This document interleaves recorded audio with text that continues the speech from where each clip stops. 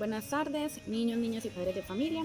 En este ratico vamos a hacer un video corto pero instructivo para que ustedes se orienten un poquito mejor en cuanto a las actividades que tenemos que realizar a partir de la guía número 27.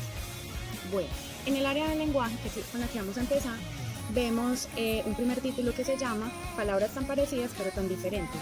Nos hacen aquí como una introducción teniendo en cuenta una imagen que dice compra tubos la calidad, y hay un niño que dice el tubo tuvo la culpa, y vemos que hay dos palabras que suenan iguales, que son tubo con B y tubo con V.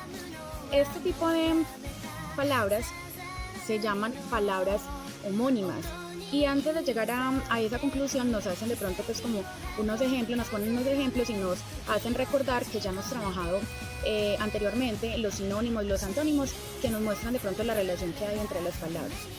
Luego nos muestran entonces algunos ejemplos en los que podemos ver que en ocasiones encontramos palabras que suenan igual, incluso se escriben igual, pero que su significado es distinto.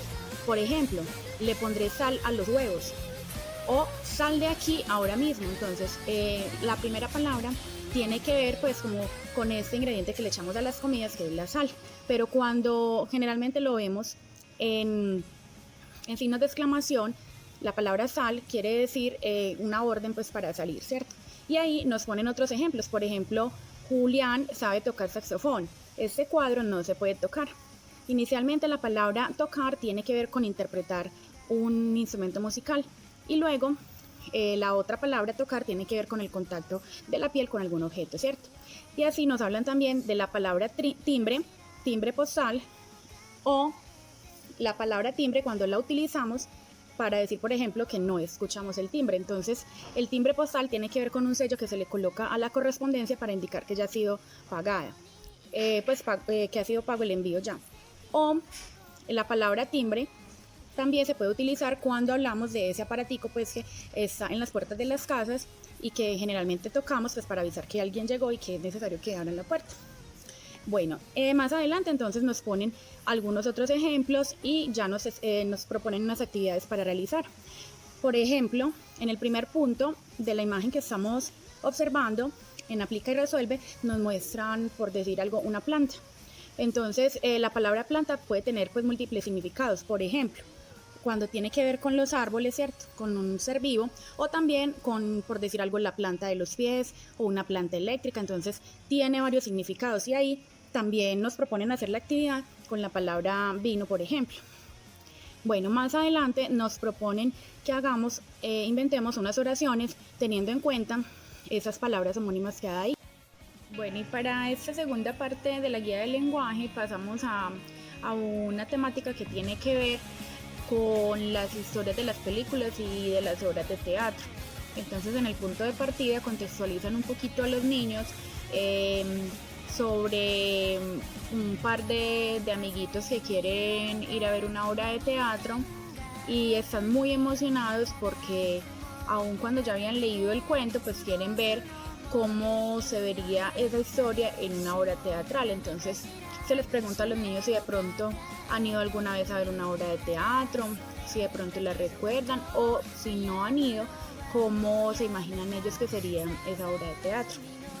Bueno, entonces ya luego nos empiezan a dar de pronto un poquito de instrucciones sobre cómo construir un diálogo, y para ello nos proponen la lectura de un fragmento de una historia que se llama Angélica, cuya autora se llama Ligia Bojunga.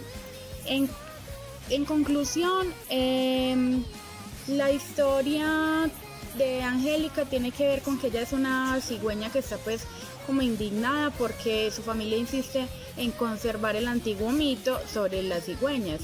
En medio del relato surge pues la idea de hacer una obra de teatro en la que Angélica y sus hermanos, que son Lutero, Luis, Lucas, Luna y Lumbre, Ludo y Lux, con sus padres y abuelos están en una discusión familiar sobre si deben o no contar a la gente la verdad acerca de cómo vienen los bebés al mundo, que es algo muy distinto a la historia pues que siempre hemos escuchado de que a los bebés los trae una cigüeña. Entonces más o menos de eso se trata la historia.